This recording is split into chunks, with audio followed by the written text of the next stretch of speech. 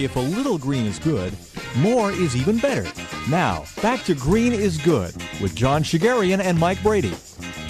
Welcome back to Green is Good, and we're so excited today to have Michael Behar on the phone with us. Michael's in Boulder, Colorado, and he's a writer. He's written for all great publications like Outside, Wired, Men's Journal, Mother Jones, Popular Science, Discover, and now he has written a great article in OnEarth magazine, which, of course, is a publication of the NRDC, and that article is titled Renewable Energy Catches On in Red America. Michael Behar, welcome to Green is Good. Thank you for taking the time today.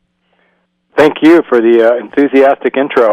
John is definitely that, Michael. He is one of the most enthusiastic people I think I've ever met. Well, we're sitting here in Fresno, California, doing the show with you, and you're sitting, of course, in Boulder, Colorado. So Mike Brady and I have a little experience about living in Red America and being part of the Green Revolution that Green is Good is broadcast right here in the heart of Red America. Tell us about your story and what was the impetus for the story and how did the whole thing evolve? And where did we wind up here? What were some of the conclusions? Start about how you came up with the storyline and how it went when you started doing your investigative work.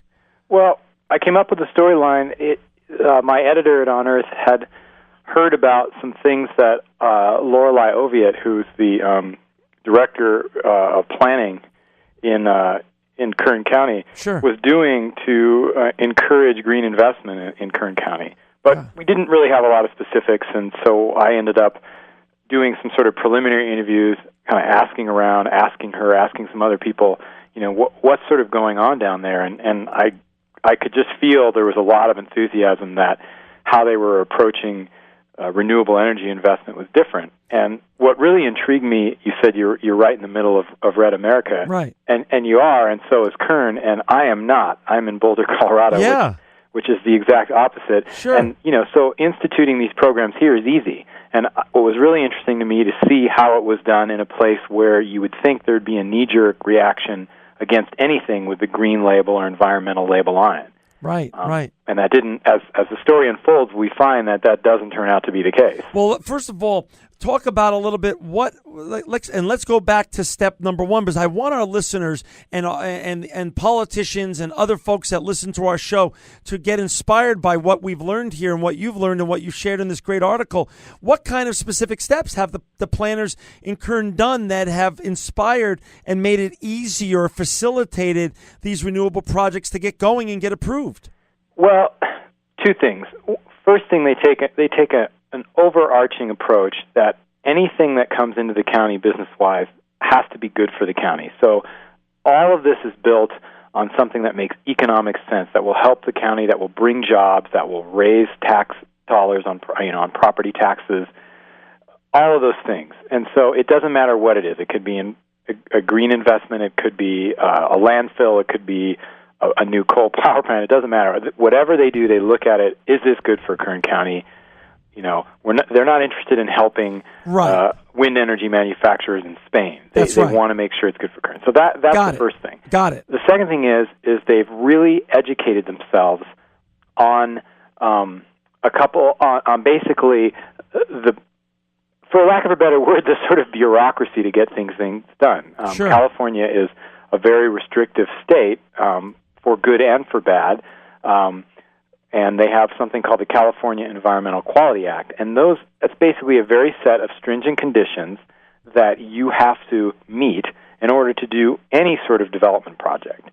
And because renewable energy is kind of a new thing, and county planners have been around for decades, and a lot of these people have been in these jobs their whole life, they might not know a lot about renewable energy. So in a typical county elsewhere in the U.S., if a solar investor comes in, it's sort of befuddles the planners, and it really slows things down because they sort of have to learn what the technology is, what's going to happen to the land. They have to sort of gear up in order to even approve a permit. That's right. And what the Kern people did, and this is L'Oreal and her team, is they've literally almost memorized the California Environmental Quality Act. I mean, they could quote it from their heads, but they're really good at navigating it, and rather than being a bureaucracy that when a developer comes in and says you have to do this and this and this, and there's all these loopholes you have to jump through, they turn the tables. They make them feel very welcomed, and they sort of guide them through the process, which is not really how you normally, when you go and get a building permit to remodel your kitchen. Right. It's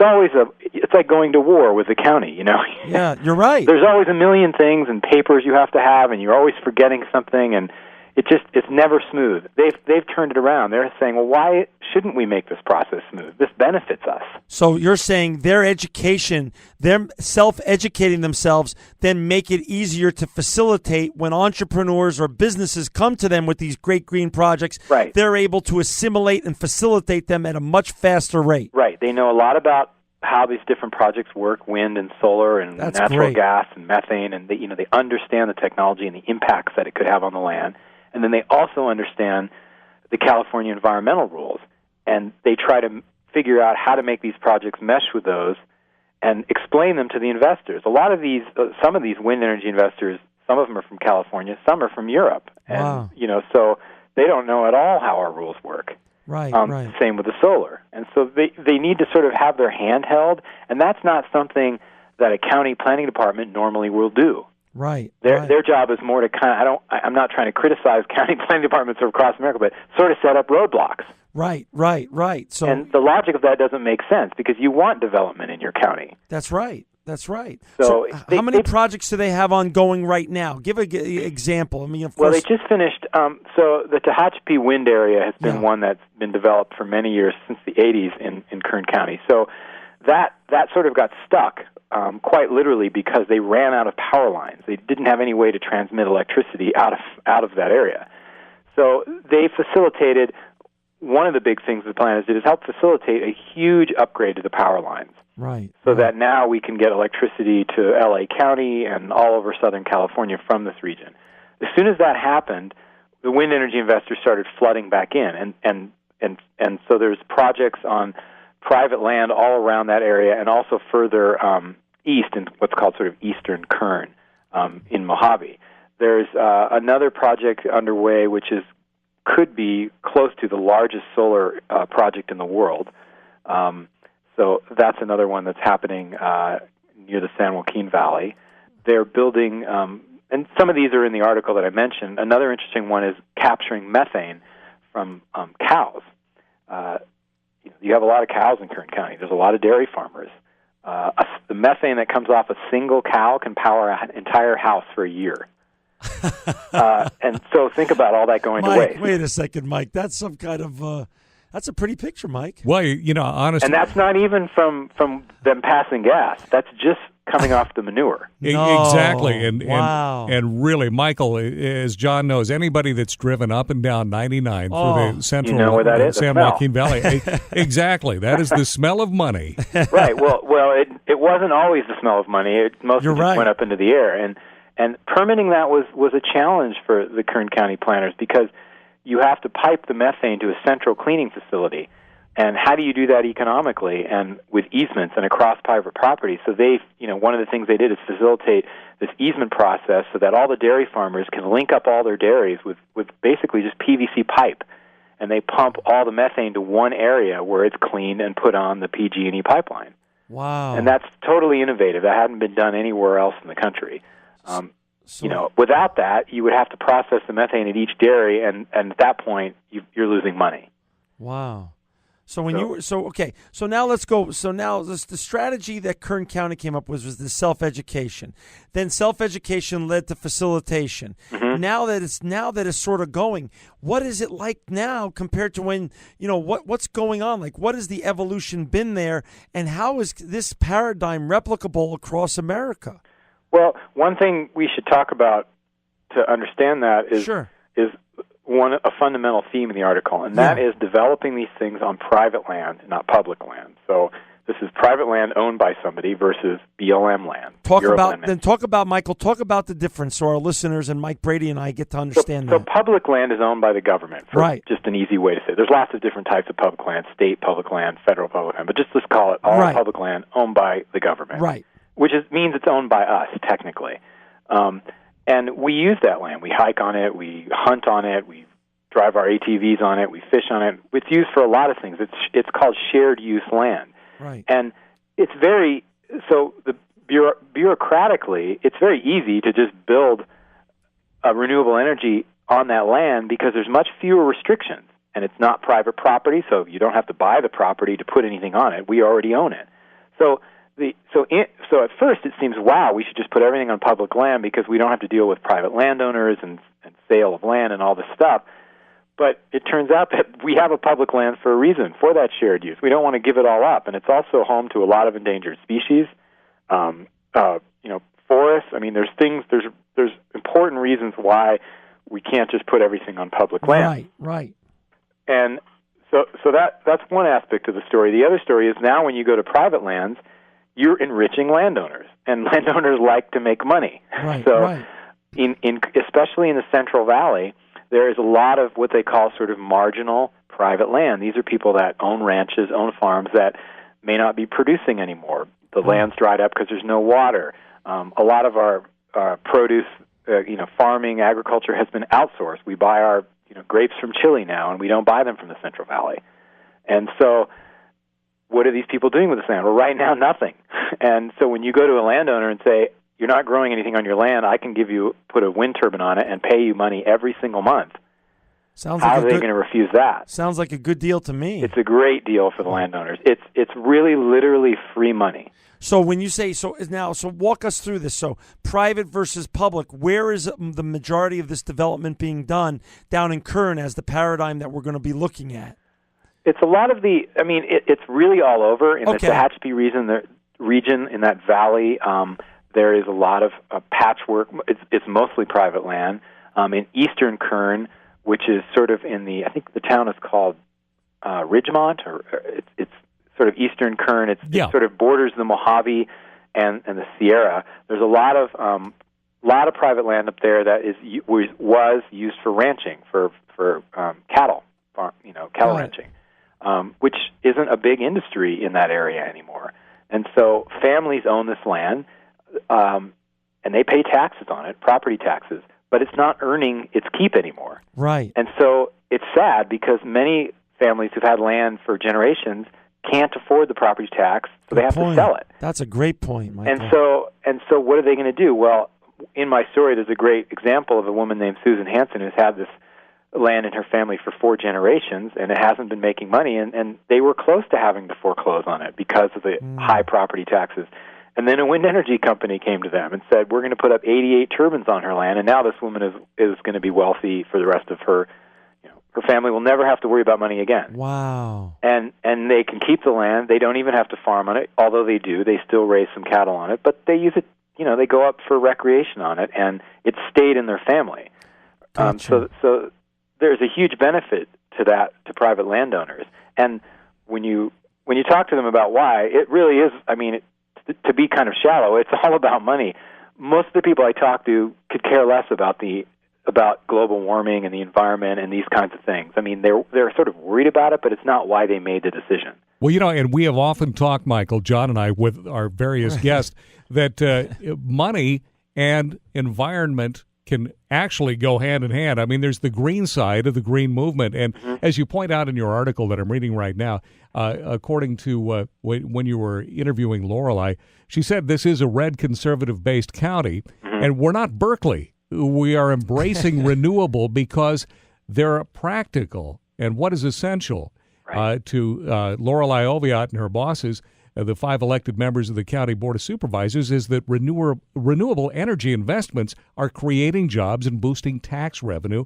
If the icing is green, she says, okay, that's even better. So it is good for the private owners. It is good for the bottom line, and it's great for the county. So again, this looks like, to use the old hackneyed phrase, a real win-win. It is. A little sort of fine print thing to know that I learned in this process is that if you have a ranch and so you're paying property taxes on it, the fixed amount based on the value of that land, right? Right. And if a company comes and puts a solar, project on it to create solar electricity or a wind project, it raises the value of that land. It makes it more valuable because now that land is earning money.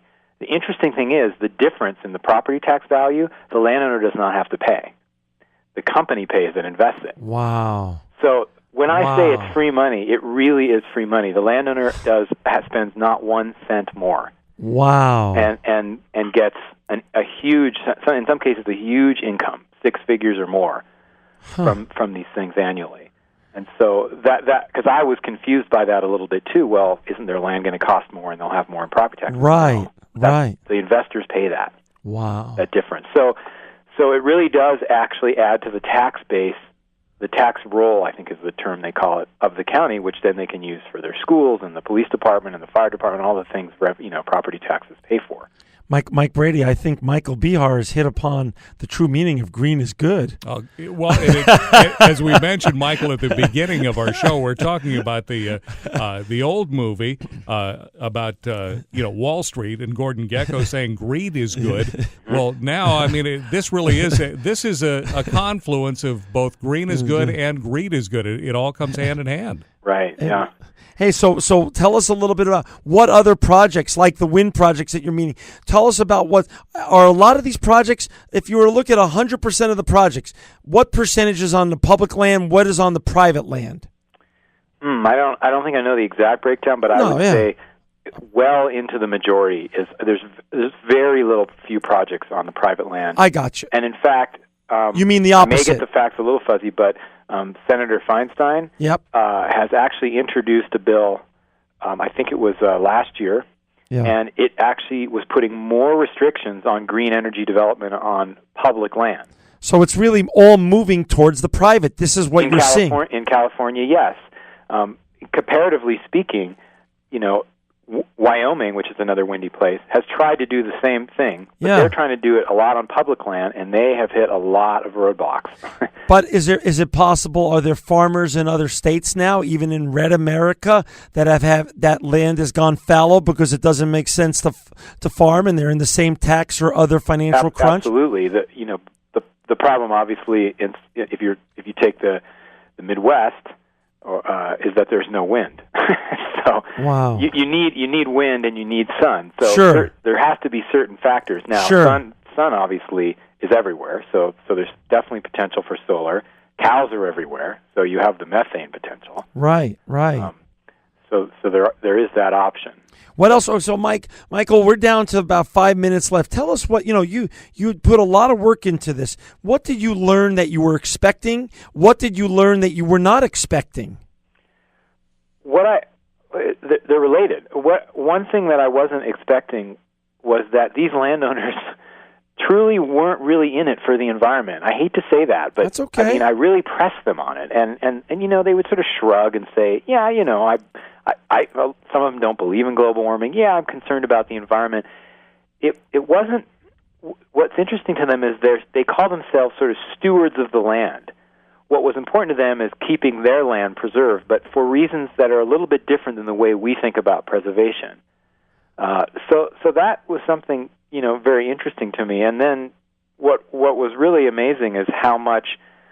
What I learned also was just that. So that surprised me. I think what I learned was that how much these incentives, really work, getting people to make these deals. And one thing that's tough is you have to sort of deal with everyone in the county the same because when you put up wind on one person's land and not on the other, they get jealous, and the other person starts to object because suddenly your neighbor's making a fortune and you're not.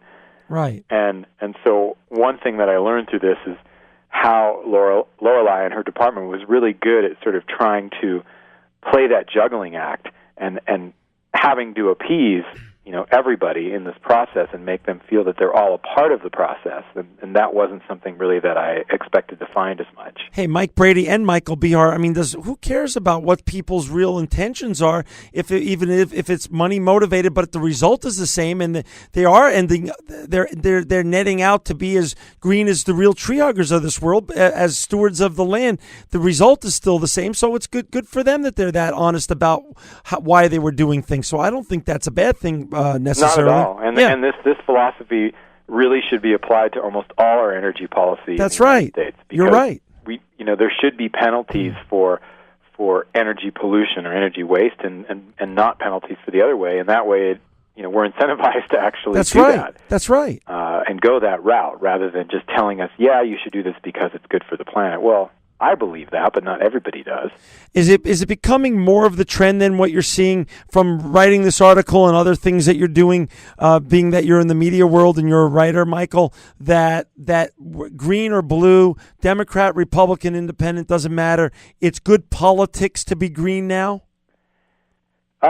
Boy, that's a hard question. I don't think you can make that case for sweeping across the whole United States. Okay. I think it's here and there. Okay.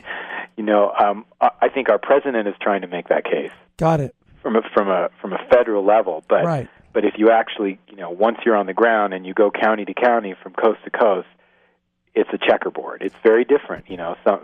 Some people object to it. I mean, there's a lot of profit in the oil and natural gas industry in some states, and people benefit from that, and so they're hesitant to make that shift because they're already making good money on this industry. Why do we need to go another direction? Right. And Kern is a great example because Kern makes a ton of money from oil and gas. Right. And they didn't really need to do all this, but they just saw another opportunity because they have the wind and the sun resource, and that was a resource that was going to waste. Hey, and this is really great news, and your article is very inspiring, and you are very inspiring on the work that you've done. We hope you do more green or more investigative articles like this for the green revolution. I think this can only make us a better country and get the information out better, Michael. And I want to give a shout out to the NRDC for our listeners. Go to their great website, nrdc.org, and also see Michael's article online at www.onearth.org. OnEarth.org. Michael's great articles there. Michael Behar, we are so thankful that you spent some time with us today, and you are truly living proof that green is good.